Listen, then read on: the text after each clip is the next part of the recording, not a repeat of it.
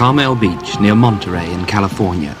As the autumn day draws to its close and the surfers seek one final wave, a tall, lean figure takes his regular evening run along the shore. He remains unnoticed, although he is, in fact, the most popular movie star in the world.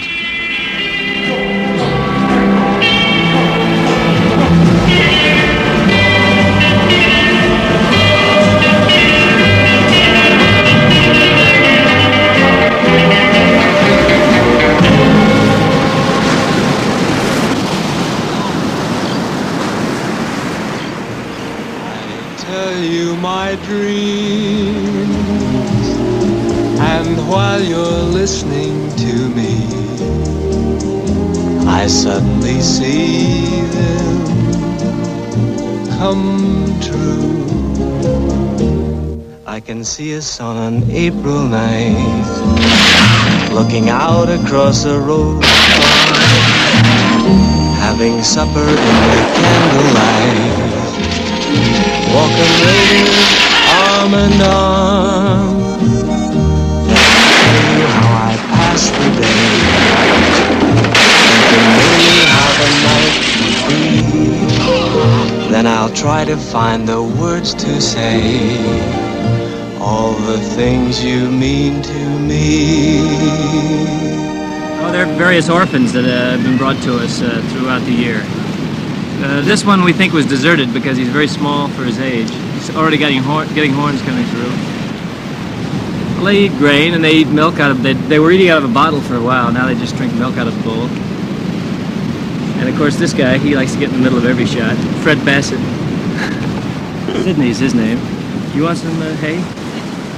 Home for Clint Eastwood is a remote and rocky peninsula overlooking the Pacific, inhabited by his daughter Alison, age 3, his 8-year-old son Kyle, and the lady he married 25 years ago, Maggie. He closely guards the privacy of his family, and he doesn't much like his house to be filmed. There's an ever-increasing danger of burglary and even kidnapping, for Eastwood is a very rich man. It's estimated he can now earn up to $10 million from every film he chooses to make.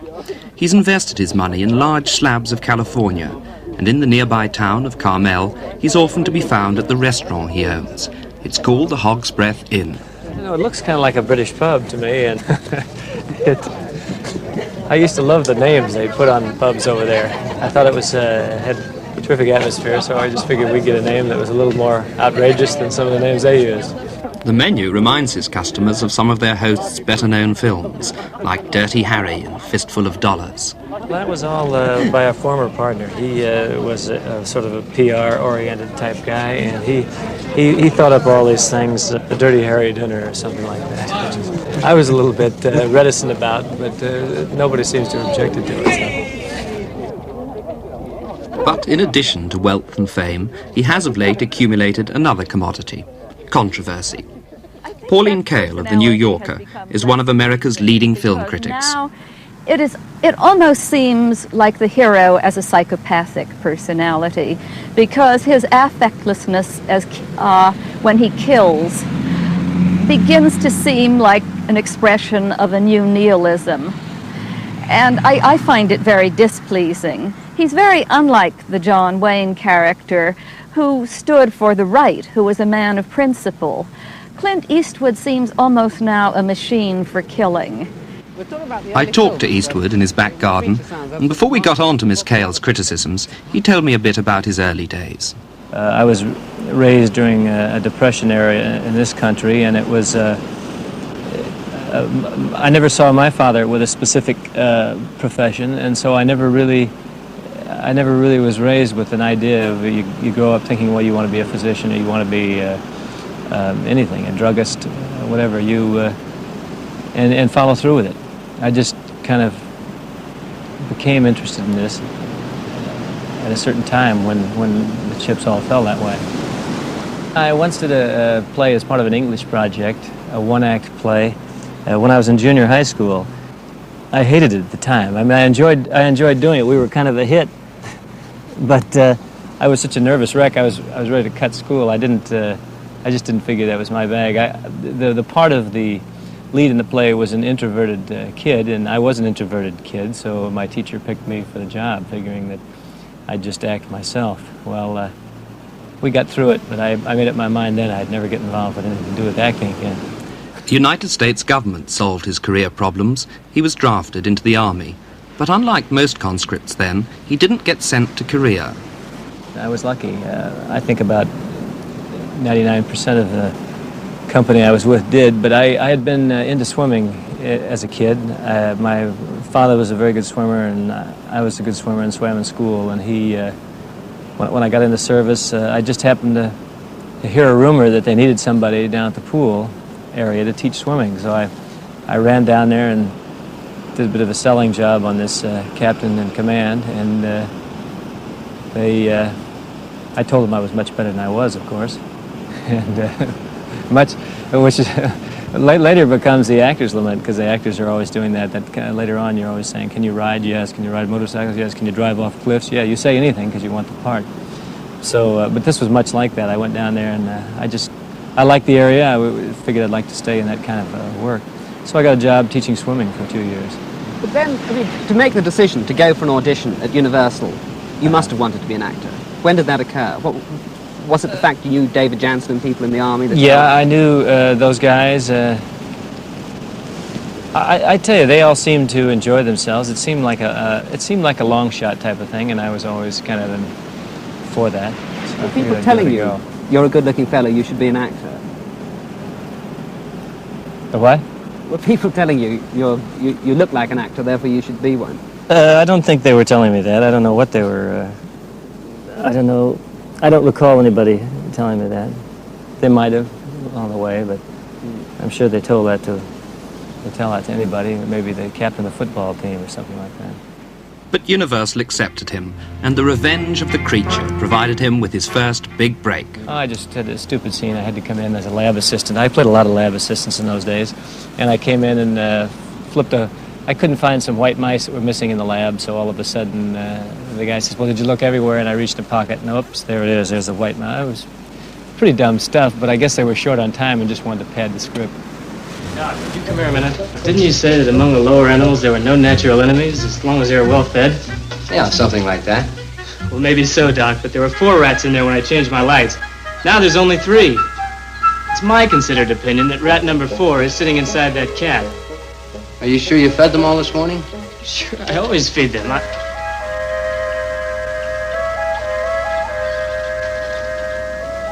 How'd you get in here? Well, another biggie that I was in was the second film I did was a film called Tarantula. And that, I played the part of the jet pilot who came in and bombed this giant tarantula at the end. And I was enthusiastic when I read the part, because I was enthusiastic about doing anything that would increase my experience. But I had goggles on and a mask on here and a helmet on, so it could have been just somebody sitting there and somebody just dubbed in the words. Dropping napalm. Follow an order.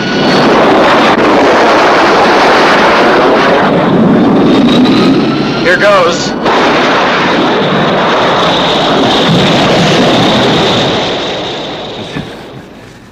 And you always hope for a small part in those things. I guess in the time I was there, 2 years, that I did about 14 or 13 bits of anything from walking on to saying 1 line to saying 3 or 4 lines. I'll never forget I was a lab assistant once with Rock Hudson, and I had a 4-line part where he comes in and asks me some question, and I'm working in an X-ray lab, and he's the physician. And they told me they wanted me to wear glasses. Well, I'd never worn glasses before, and I was disappointed because I didn't think that I looked particularly good in them. But the director wanted me to wear them because I was a youthful kid, and he figured it would give me a little more of an intellectual look, or physician's assistant look, if there is such a thing. So I scouted around. I tried on about 10 pairs of glasses. Finally found a pair that really looked pretty good. I sat there looking at myself in the mirror. Finally, I got used to it. I thought, hey, this isn't bad at all. This may be a whole different approach. So I went on the set with these glasses. Everything was fine. I got in the scene. Rock Hudson walks in. He starts to say his line. He looks at me, and he turns to the director, and he says, "Where are my glasses?" And the director said, well, you're the leading man, you don't need glasses, you don't wear them, so I think I ought to wear. So he went through all the 10 pairs of glasses that I'd tried on, didn't find them, they took mine off, fit him perfect, okay, boom. He wore them, I didn't. Well, these look pretty good, Harry. What is it, Will? Telephone, Dr. Parker. All right. Should study these when they're dry. Harry, I'll call you tomorrow from Chicago to see if they answer our question. Good luck with your speech, sir. Oh, thank you, Will. I'll need it. As a public speaker, I should stick to orthopedic research. In those days, they used to have a guy who looked like all their current guys, and I didn't look like anybody who was a current contract star, to use that word. So they finally dumped me, figuring I wasn't headed anywhere. Get him up! Move him out! But in January 1959, he was headed somewhere, to Sedalia with 2,000 head of cattle, as Rowdy Yates in the CBS series Rawhide. Here, you can have this wish, Mush. What was the matter with it? Nothing, I didn't taste it. Well, next time you don't want food, don't draw any. I ain't cooking for waste. Get off me, Wishbone. I don't want to argue with you this morning. No? Well, what's the matter? Don't you feel good? Matter of fact, my head feels like someone's chopping wood on top of it. Somebody conked you on the head? Well, the pain is more or less milling around inside. I didn't sleep at all last night, you know. Well, why didn't you say so in the first place? Wait a second now. Nothing in the bottle's gonna fix me. Come on, swallow it.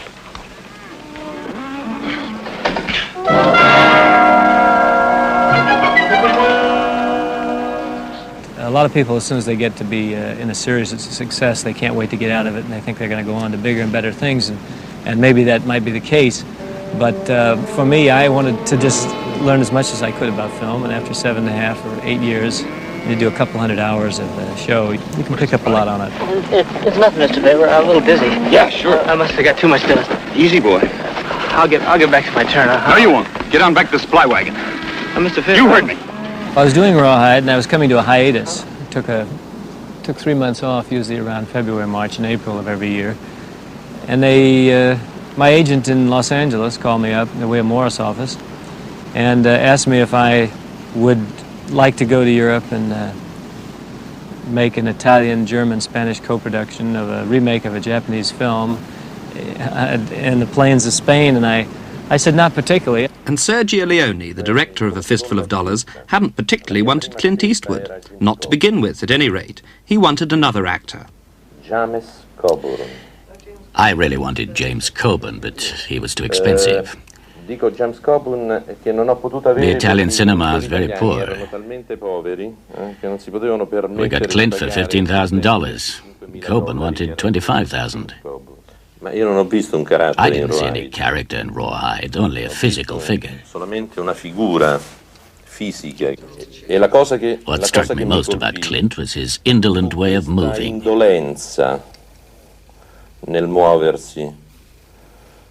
It seemed to me Clint closely resembled a cat.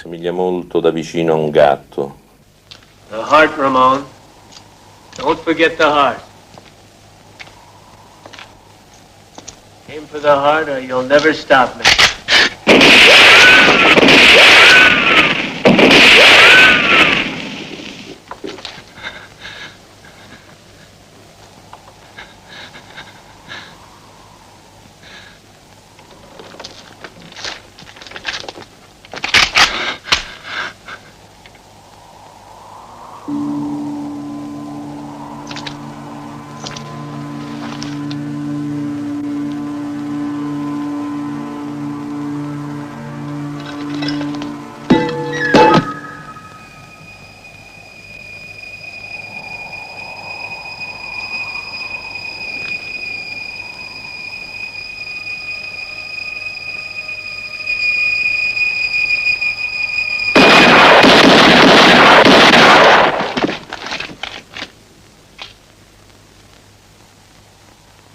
The script was in English, very strange English, because it had been written by an Italian group of people who didn't speak English that well, especially English with what you'd call the Western kind of slang. It was like an Italian concept of what a Western slang would be. So that a lot of the dialogue was a little bit on the shaky side. So I liked it, though, and I felt that maybe a European approach would give the Western a new flavor. Something, because I thought it had been in a very stagnant period at that point. The part wasn't as spare as that in the script, but to me, the more the character would get into expository scenes and start explaining things, the more it would dissipate the mystery of the character or the strength of the character. So we cut it down very lean, and Sergio Leone agreed that we'd try to make this guy a little bit unique. You're not quite sure who he is. You're not even quite sure he's the hero until 3/4 or halfway through the film. Che il più grande scrittore western è stato e sarà sempre Omero. The greatest scriptwriter of westerns was Homer. The archetypes of yesterday's cowboys were Achilles, Ajax, Agamemnon, and Hector. Achille, Aiace, Agamennone, Ettore. My idea was to bring back the Italian commedia dell'arte. Il genere alla commedia dell'arte italiana. But more than the Commedia dell'arte, or indeed Homer, Sergio Leone owed a greater debt to the Japanese director Akira Kurosawa. Leone bought the rights to his film Yojimbo and based A Fistful of Dollars on it. He deliberately wanted James Coburn to play the Toshiro Mifune part. Coburn had already been in The Magnificent Seven, which was a Western remake of Kurosawa's Seven Samurai. Leone's first spaghetti western was extremely faithful to Yojimbo. The technique of following the protagonist's back with the camera, the atmospheric long shots, the music, the deliberately slow pace interrupted with fast bursts of action.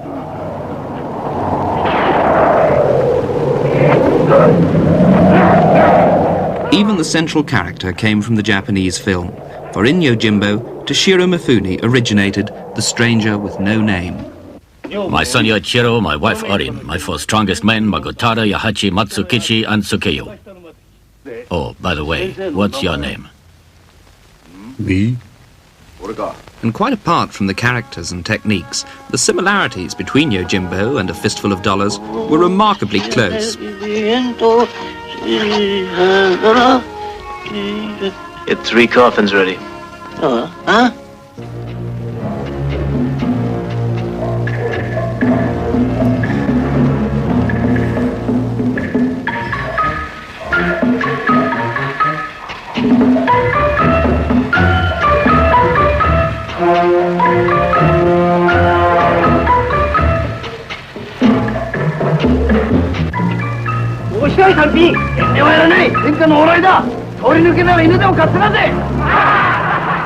Listen, stranger. Didn't you get the idea? We don't like to see bad boys like you in town. Go get your mule. You let him get away from you?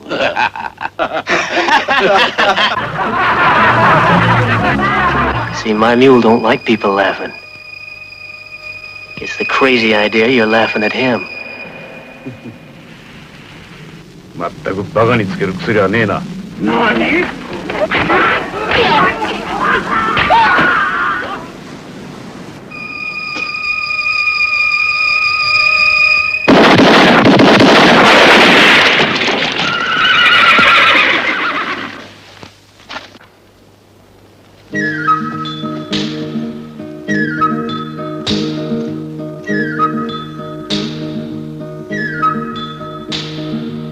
？Cooper, 2 coffins.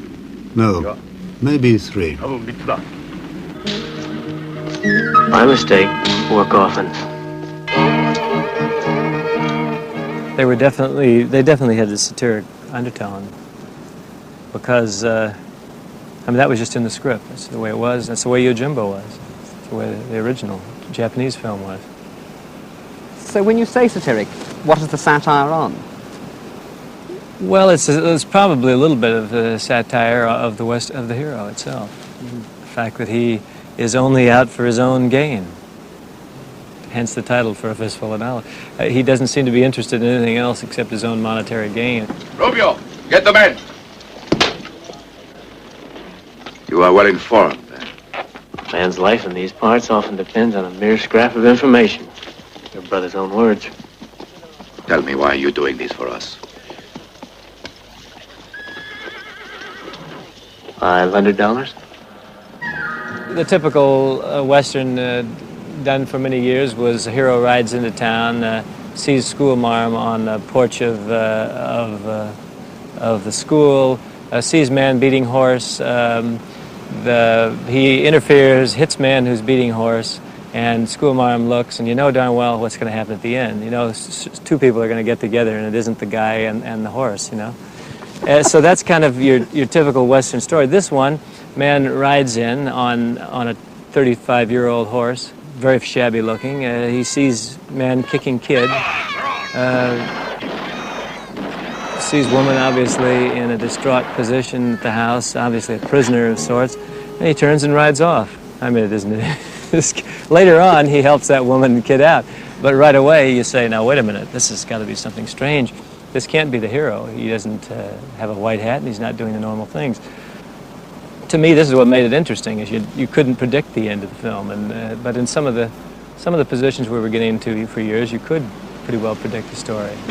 The spaghetti westerns were made not in Italy, but here in Almeria in the south of Spain, with German money, an American star, a mixed crew including Spanish technicians, and at the helm, an Italian director. Well, communication was a little rough. I knew arrivederci and buongiorno, and he knew goodbye and hello, and that was it. We had an interpreter the first time. Then he learned a little English, and I learned a little Italian, and between a little Spanish, and we just kind of fudged our way along. My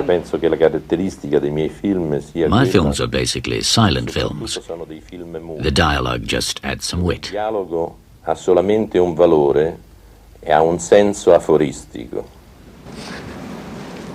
Again, working with Leone, I read an interview once with Eli Wallach, who'd come and work with you in one of the subsequent films, and he was saying that you had to do some hazardous stunts. Oh, yeah. I remember they were going to blow up a 200-meter bridge, and they had something like 1,800 pounds of dynamite or so. They had just tons of dynamite in the thing.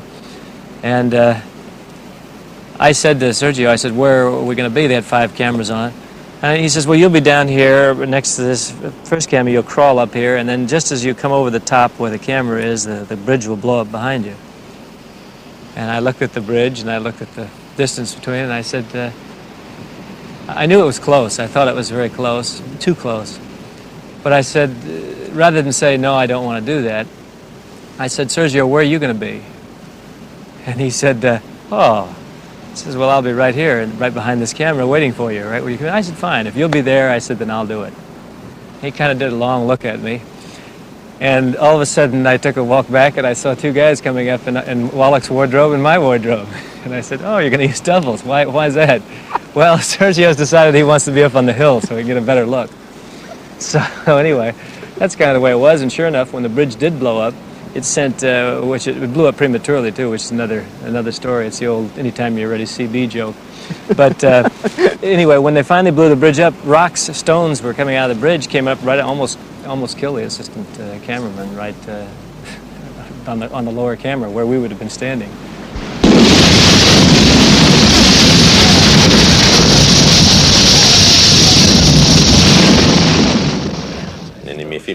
My bridges tend to blow up. Quite apart from the hazards occasioned to the star of the spaghetti westerns, many critics were worried about the violence he visited on his victims. Hello?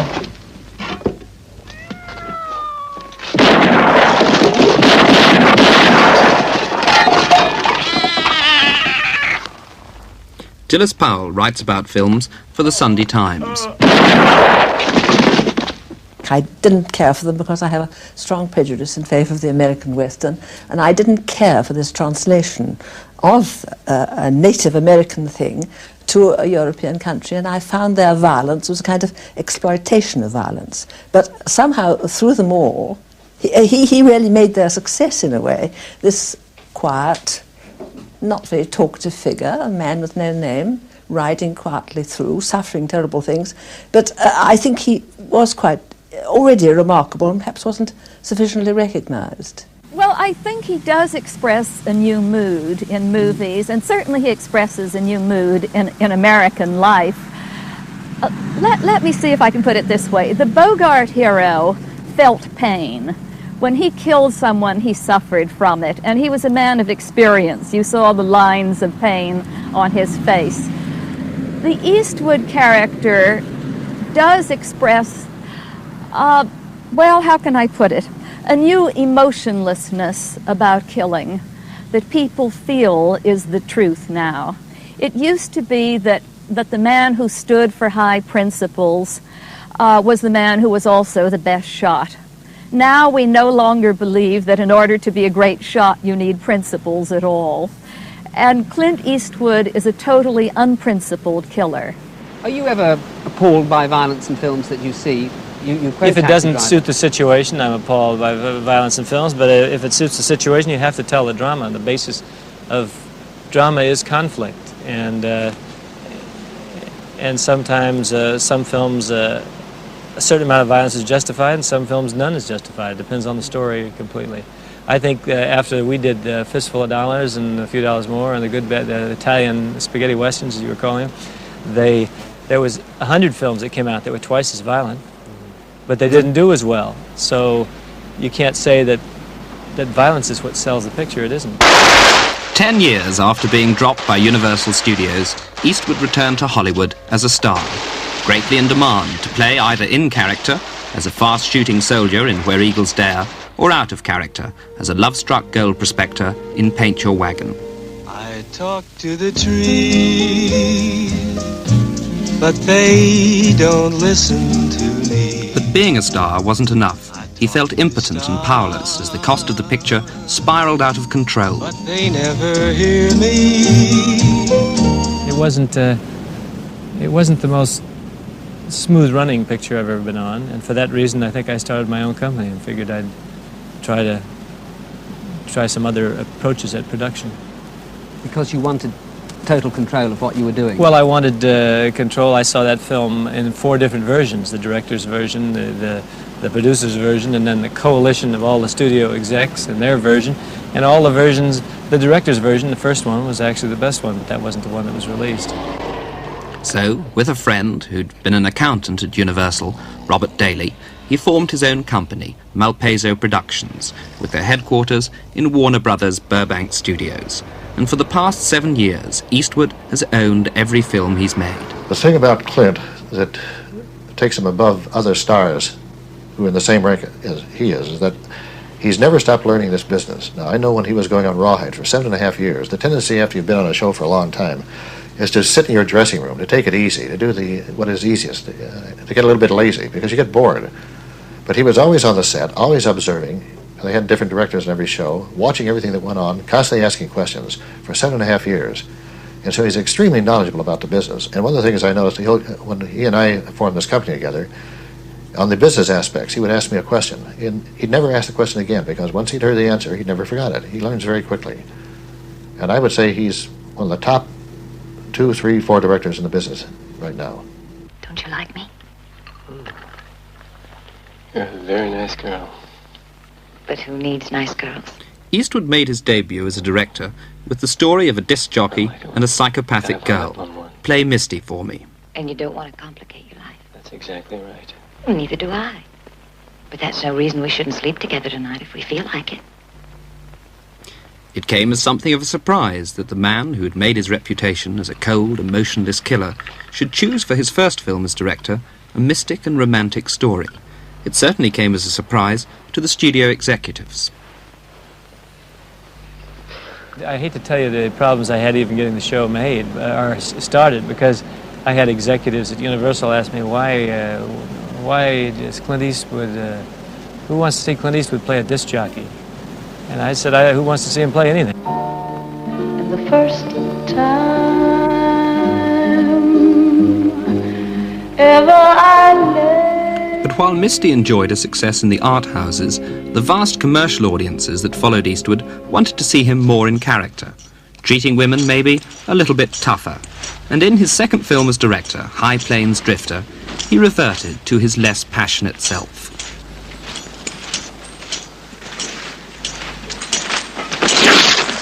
Why don't you watch where you're going?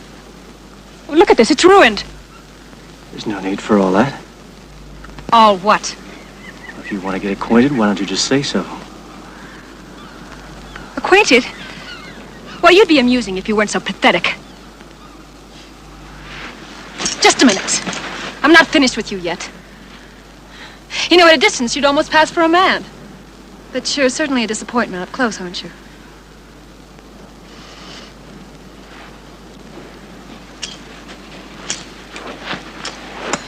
Your feet, ma'am, are almost as Big as your mouth. You know what you are? Just trash. A bottle of whiskey for courage and the manners of a goat. You're the one who could use a lesson in manners. Well, not from you, whiskey breath.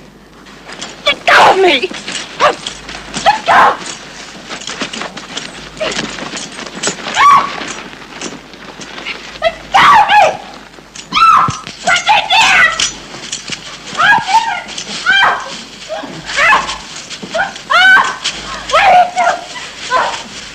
It was similar to the technique of Leone, but to many critics, The Apprentice had outstripped The Sorcerer. His overall style wasn't based on that of any other director. I liked Wellman for Oxbow, and I liked Ford for Quiet Man, and I liked just depend on the picture. I've never really been an aficionado of one particular guy. I've worked with a lot of directors over the years in television and so forth that were very knowledgeable, and I learned a lot from them. And I also worked with some that I didn't think were knowledgeable, and I learned a lot from them. Eastwood got one of the best film editors in Hollywood to cut High Plains Drifter, Ferris Webster. Well, I was under contract to John Sturges for 12 years, and at his peak, John has made some beautiful pictures, Bad Day at Black Rock and Magnificent Seven, Great Escape. But then there was a period of real, what do they call them, dogs. They were awful pictures. And Frankenheimer, I worked with John. I did 2 very good pictures with him. Manchurian Candidate and 7 Days in May.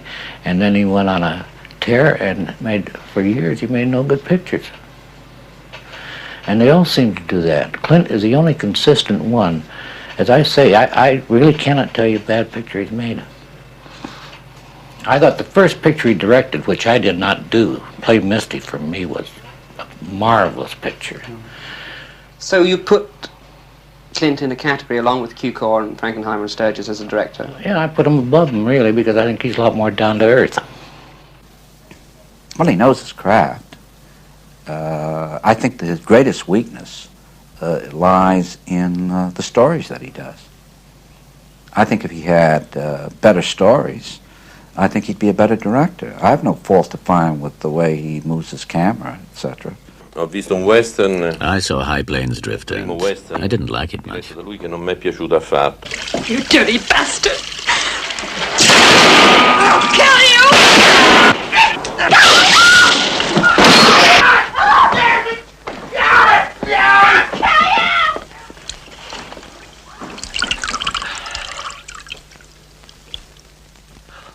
Wonder what took her so long to get bad. Because maybe you didn't go back for more. Chef, you know where to look? In his most recent western, The Outlaw Josie Wales, Eastwood establishes a style very much his own. He starred in it and directed it. To some people, a lonely position.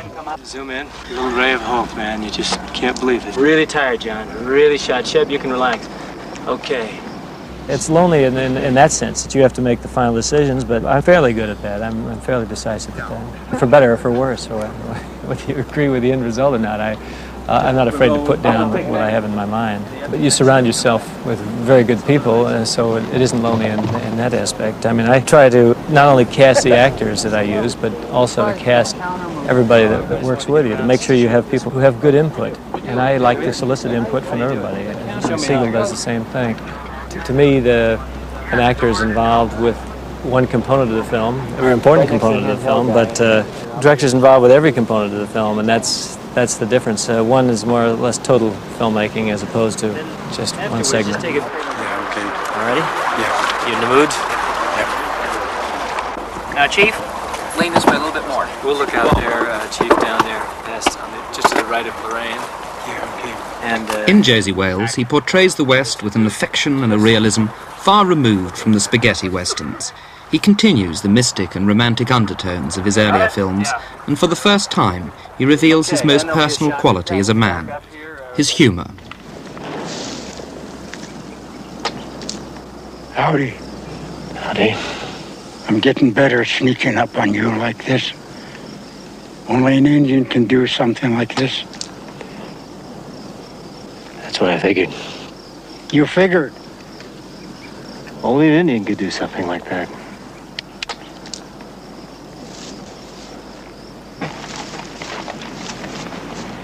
If you were offered a choice of Oscars, Oscar for Best Director or Oscar for Best Actor, which would you choose? It's really a... I don't know. I never thought in terms of Oscars because I've never been involved in the... I mean, I live away from town. I've never been in a political element, so to speak. I suppose the director, I think directing is much more gratifying. He's an extremely mediocre director. He really doesn't know how to dramatize material. The sequences don't build. The films he directs feels very long because there's a static, dead feeling in them and a passionless quality to them. I think he has complete control of the medium. Josie Wales seems to me to be beautifully conceived, splendidly controlled. The narrative moves in absolutely the right rhythm and the right direction. It doesn't wander off. I think The Outlaw Josie Wales is perhaps an improvement. Although as a director, Eastwood now commands worldwide respect, as an actor he's still relatively unacclaimed. Perhaps the legacy of Rawhide and the spaghetti westerns has blinded critics to any progress he may have made. He's relatively philosophical about it. I suppose everybody'd like to see people in print say something flattering about him, but you've got to realize a lot of people didn't understand those films at that time, and a lot of people, the only people who seemed to understand him was the public. The public seemed to catch on to him right away. They seemed to enjoy him. Obviously, that was the reason they did well. Just a waste of good support. Don't move, any of you. Lieutenant? No, I'd advise you not to, Colonel. After playing the loner for so long, it wasn't easy for Eastwood to co-star. Here, safe and sound, enjoying a drink. I'm sorry to interrupt you. Lieutenant, drop that gun. What? Drop that gun and sit down. What the hell are you talking about? Sit down. In Where Eagles Dare, for instance, he and Richard Burton lacked the rapport of, say, Redford and Newman. It was more of a clash of styles. Major, if I live to be 100... Do nothing, Lieutenant. In your own idiom, you're a punk. And a pretty second-rate punk at that.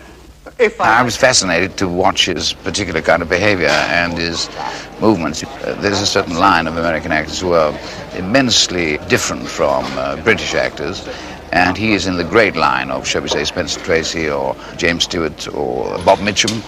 They have a kind of dynamic lethargy. They appear to do nothing, and they do everything.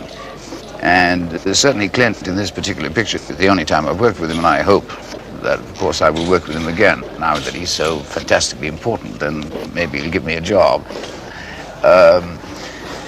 It was very instructive, actually, to watch Clint move around these so-called classical actors, because he reduced everything to an absolute minimum. If he had, I remember, for instance, he had perhaps a 4-line speech, and he reduced it to 4 words. And it was enormously effective, much more effective than if he'd spoken the 4 lines. And I'm afraid he used me a bit in those days. He allowed me to do all the talking. The script was a very strange script with lots of exposition. In fact, even the character I played had tremendous amounts of exposition. We'd stop and we'd talk for hours about what's going to happen. And the director and I felt that that was very impractical. And so we let Richard's character handle the exposition, and he has a beautiful speaking voice, and he's very good at that sort of thing. And I would handle the shooting, of which they felt I was very good at.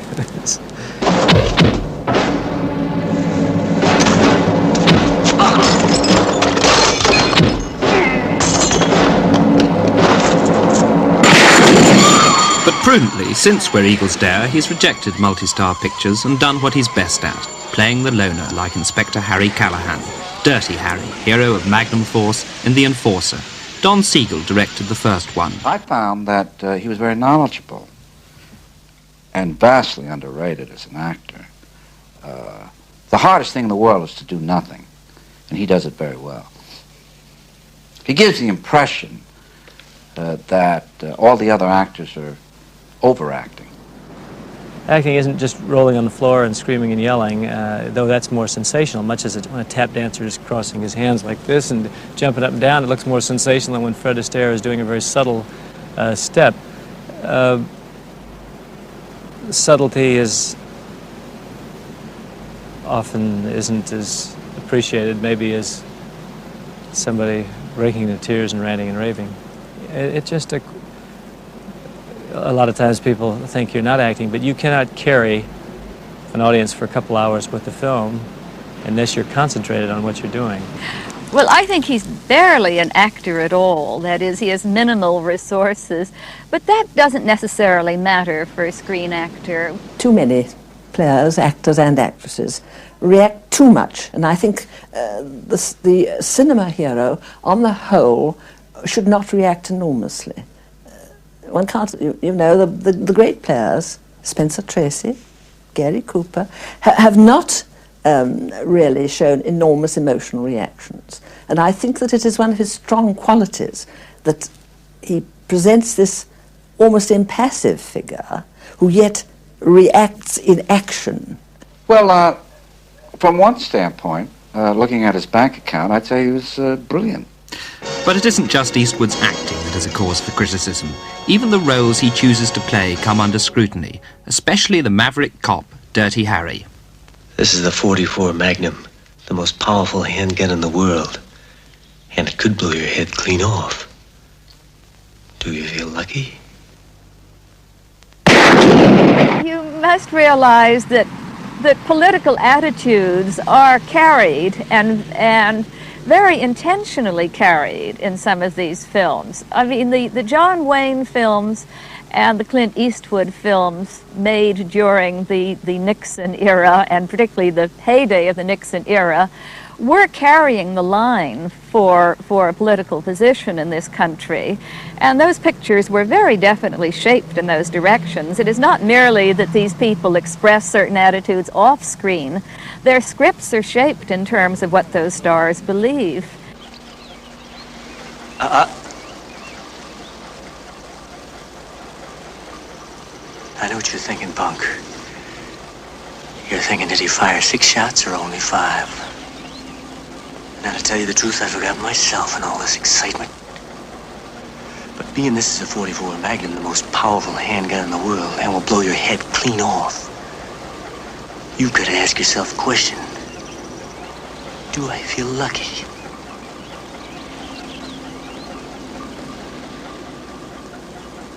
Well, do you, punk?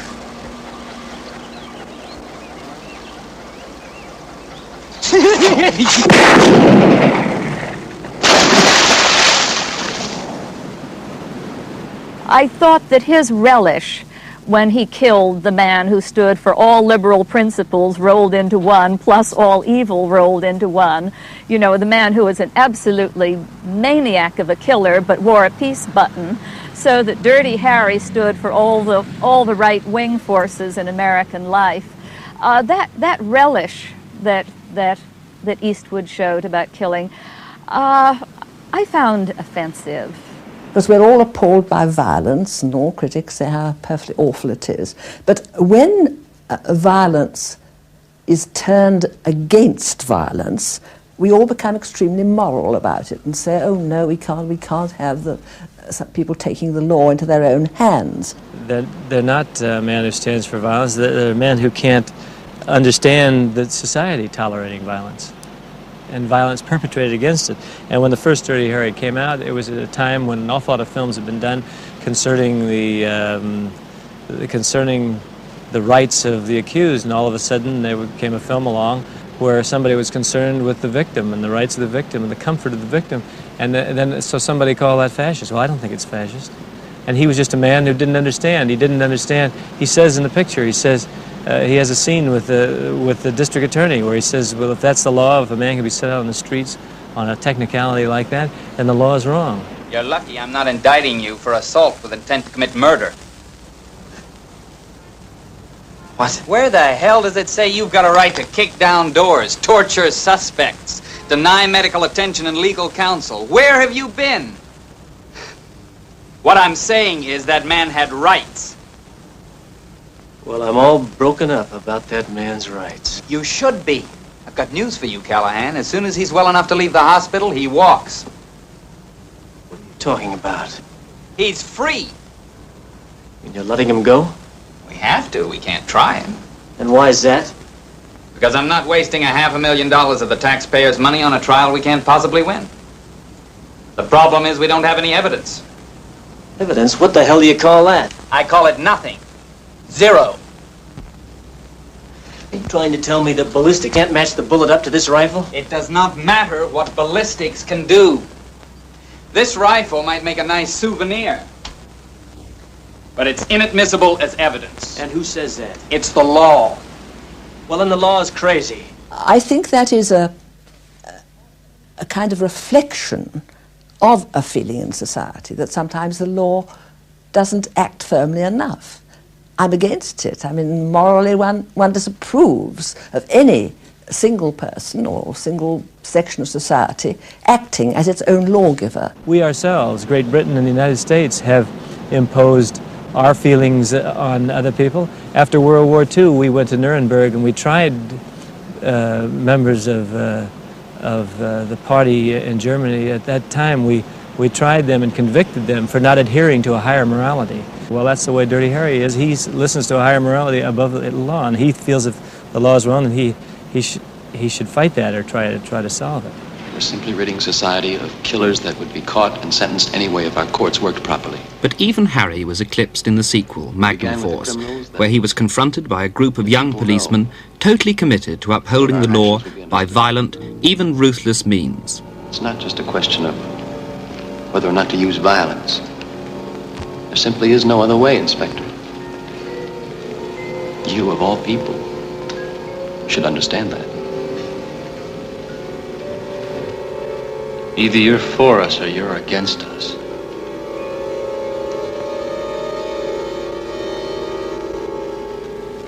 I'm afraid you've misjudged me. Anyone who threatens the security of the people will be executed. Evil for evil, Harry. Retribution. That's just fine. How does murder fit in? You know, when police start becoming their own executioners, where's it gonna end, huh, Briggs? Pretty soon you start executing people for jaywalking and executing people for traffic violations. Then you end up executing your neighbor because his dog pisses on your lawn. There isn't one man we've killed who didn't deserve what was coming to him. Yes, there is. Charlie McCoy. Now, what would you have done? I'd have upheld the law. What the hell do you know about the law? You're a great cop, Harry. You had a chance to join the team, but you'd rather stick to the system. Briggs, I hate the goddamn system. But until someone comes along with some changes that make sense, I'll stick with it. You're about to become extinct. You have a worldwide image as this super cool, ruthless, occasionally violent, very often humorless man that you play in many of your films. How much is that like you?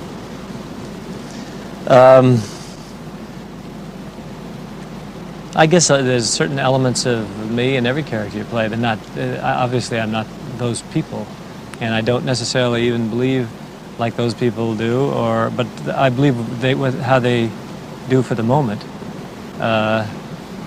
There are also a lot of humor involved in films that I've been involved in, and I like humor. I like to laugh. I like to watch people laugh. Hi. Oh, hi. What's your name? Sonny. You know, I've been living here almost 6 months now. It's funny I've never met you before. Oh, well, I work a lot. I know. You're the cop who lives upstairs. That's right. Mind if I ask you a question? Go ahead. What does a girl have to do to go to bed with you?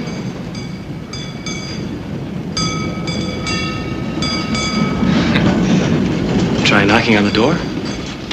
In the summer of 1976, Eastwood returned to the streets of San Francisco. He's completing the trio of Dirty Harry films, the final one's called The Enforcer. On the set, he's able to switch from the lethal and laconic detective to his usual sunny self with ease. His bonhomie is legendary among the production team. Working in a parking lot gives you a lot of experience for that sort of thing. You just step on. Your normal San Francisco driver on Saturday night? I gotta be careful. driving his limousine back to the Villa Roma. Although he chooses not to direct the picture, he owns it. He's appointed Jim Fargo, his assistant on Josie Wales, as director, but he still brings his power and his instinct to bear, especially when the script is too wordy. See, the whole thing just goes on and on and on for stuff that doesn't... Yeah. The main thing is I he comes agree. back We can and he dump takes all the this. car. What does he want? He wants a car. We'll give him one. Yeah, this is kind of like the mini Uganda raid, see? Most film stars know when they've delivered a line right. With his experience behind the camera, Eastwood knows how to time an action right. Let me do one more. I anticipated that shot too much. And for that reason, he very often does his own stunts.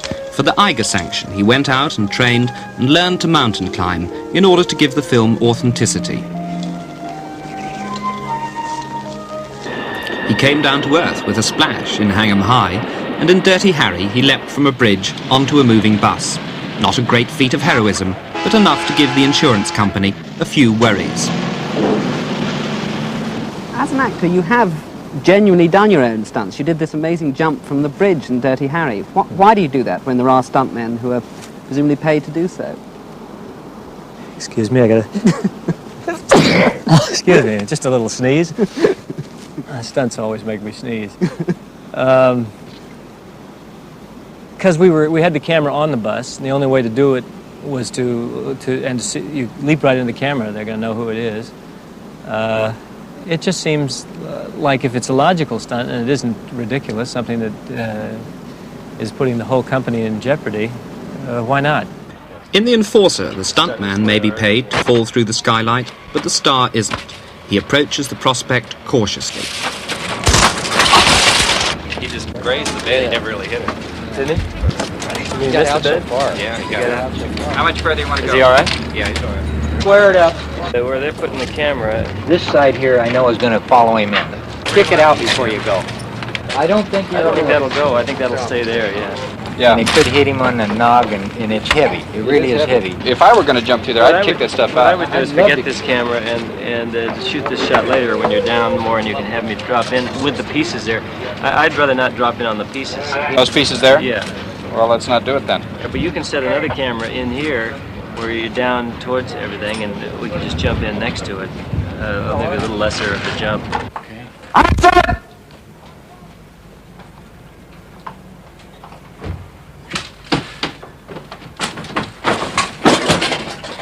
Got it? Good. How are you feeling? You never really know how you're going to do those things until you do it. God! Don't let him kill me! He wants the goddamn car right now! In The Enforcer, Eastwood confronts a gang who've robbed a liquor store and taken the staff hostage. They want a getaway car. God's sakes, Mr. Do like he said. This is my best sport jacket. I said get your ass on the floor, you dirty son of a bitch. Spread eagle. Movement!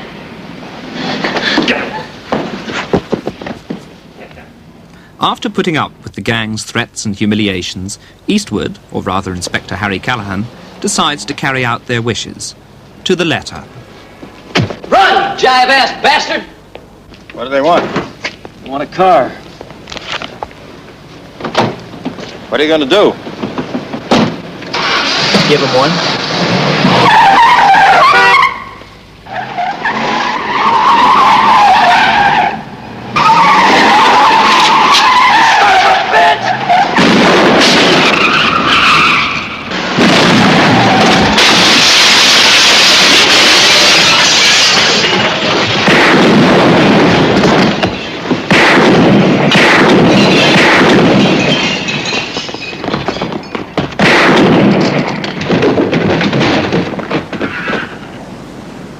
Everything is a figment of the imagination.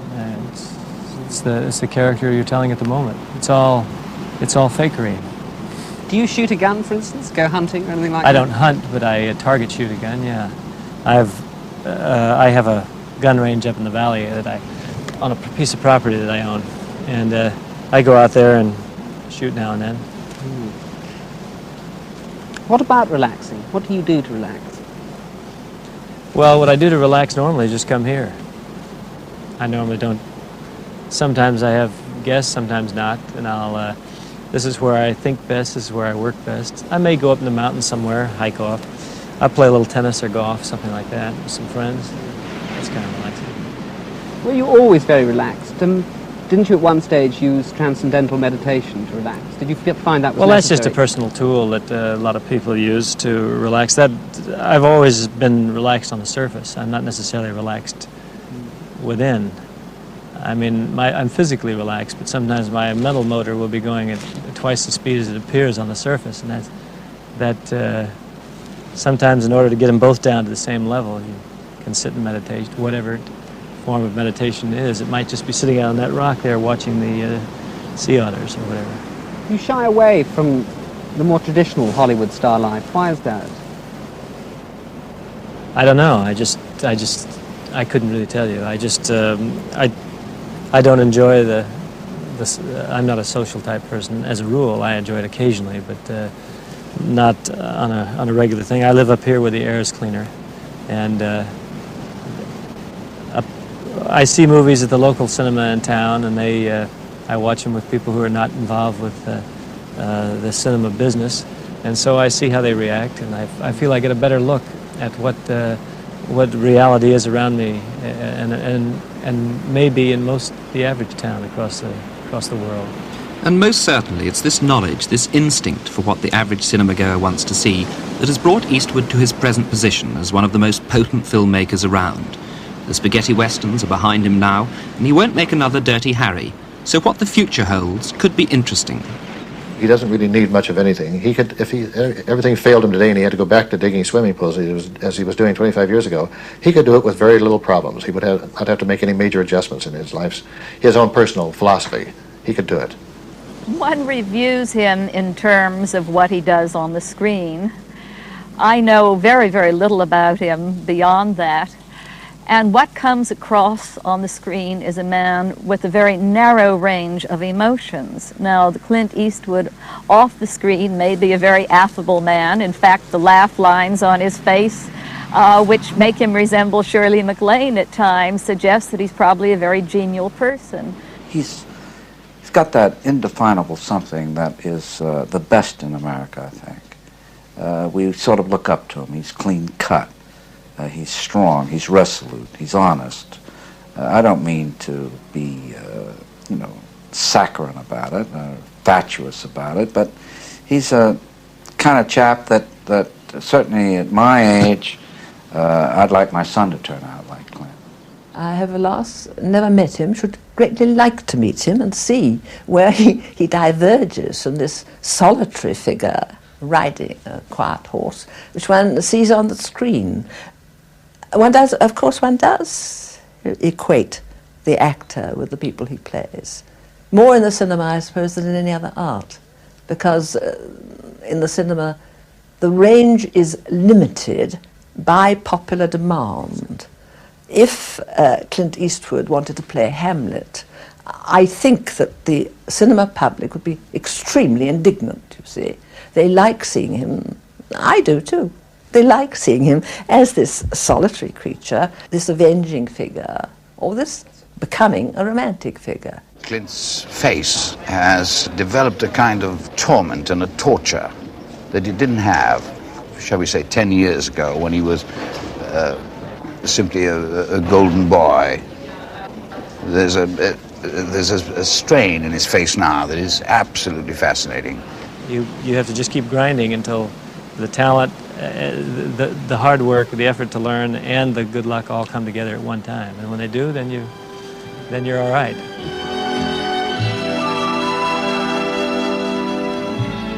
I tell you my dream, and while you're listening to me, I suddenly see it come true.